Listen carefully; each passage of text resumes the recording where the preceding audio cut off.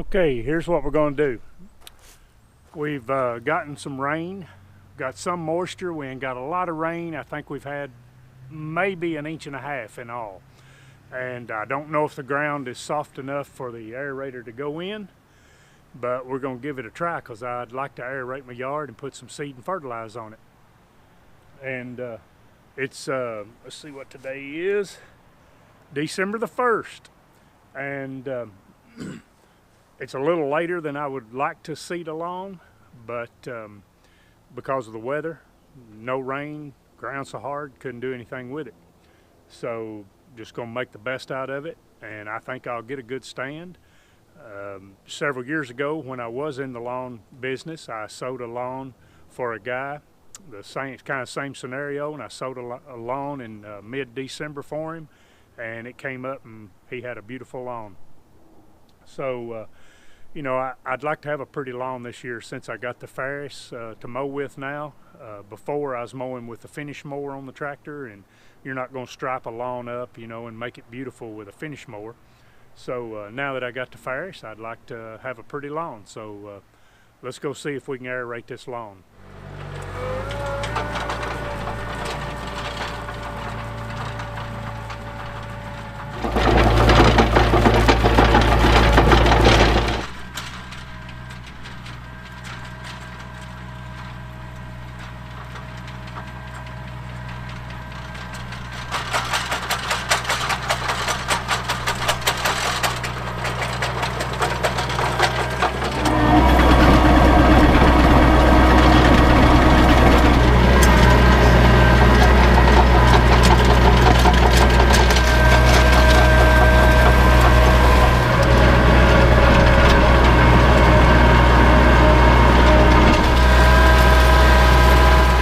I had to tell you this story real quick. Back when I was in the lawn business, I had a guy that contracted me to fertilize and seed his lawn. When it came time to pay for it, he told me he wasn't going to pay for it because the birds would eat all of his grass seed. I told him if he could live with it, I could live without it. I went back in 1.5 months and he had the prettiest lawn you had ever seen. That's just the way people are. Okay, now one thing I'm doing here is I just went this away, and plus the ground is as hard as what it is, and I would do this anyway even if it was even working it up better, but I've gone this away. Now I'm going to go this away, and because if you don't get a good seed to dirt to soil ratio, you don't get a good seed to soil contact, you're not going to do any good. You're defeating your purpose. So that's why I crisscross back and forth to really work it up good, tear it up good, and then that way when we get a rain, the rain will take and wash those seeds down in those holes, and then plus the dirt that's up on top, it'll smooth it out, it'll cover the seed up, and we'll get a really good stand. So I'm gonna go crossways now. Back to that story, the guy was a prominent businessman here in town, and when he told me that, I just looked at him like, are you crazy? And he told me that he would go outside and try to run the birds off and scare them off. And he said, it was just so many birds, I just couldn't keep them, I couldn't run them off. I just shook my head and laughed. I didn't know what to do or what to say. I just told him, I said, just forget it, man.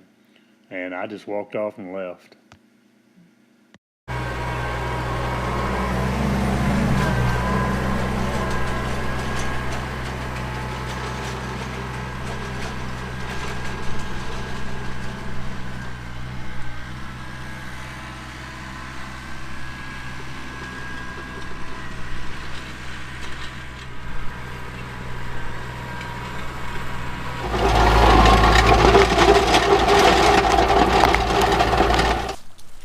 Well, I've got my work cut out for me now.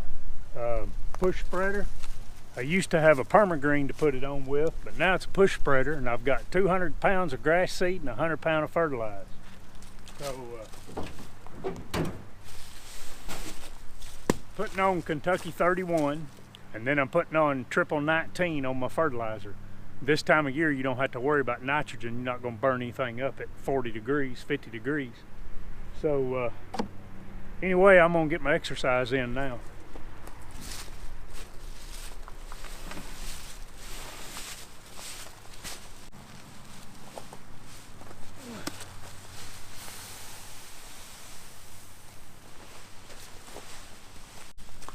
All right, let's go put on some grass seed.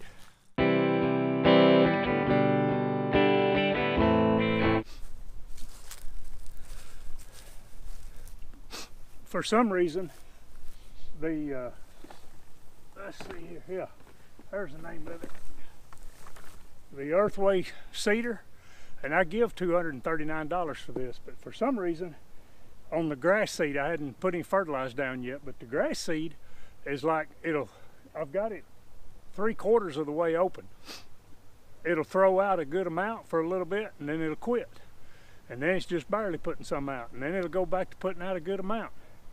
So with scattering seed, I'm not real happy with that. I've got it wide open now, and I've made sure no strings off my sack has gone down in it. Plus it's got a grate in there, you know, that won't let stuff like that go down. But for some reason, it's clogging up with the grass seed. And I don't know what the deal is with it. Let me show you what I'm having to do with this spreader. I'm not crazy about this. I can't recommend the Earthway spreader. This model anyway, I don't know what model it is, but that one, you can see the price. And but I'm having to, as I'm pushing along like this, I'm having to like bounce the spreader. From time to time it'll be putting out real good, and then it starts slowing down, putting out. Okay, we're gonna put fertilizer on now, and I hope it does better with fertilizer. I don't like to be negative on this channel, so I'm not going to say negative stuff about the spreader. The only thing I'm going to say is this: I'm not going to put any more grass seed on with it. It has walked me to death getting that grass seed on. I've had to go back and forth. I had it wide open, and once the grass seed would get down about half, it'd come out real good. But when you filled it up here to the top, I don't know if the compaction or whatever it is, it wouldn't come out. But I don't know. I'm not going to put any more grass seed on with it. I think it'll do fine with fertilizer. I think it's coarse enough it'll come through there. I spread just a little bit getting to right here, and it seems like it's going to do good. So let's put some fertilizer on.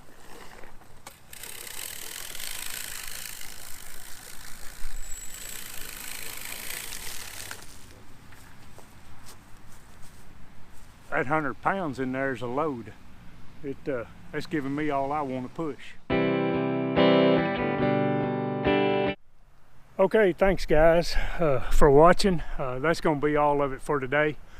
You know, you've seen one guy push a spreader, you've seen them all.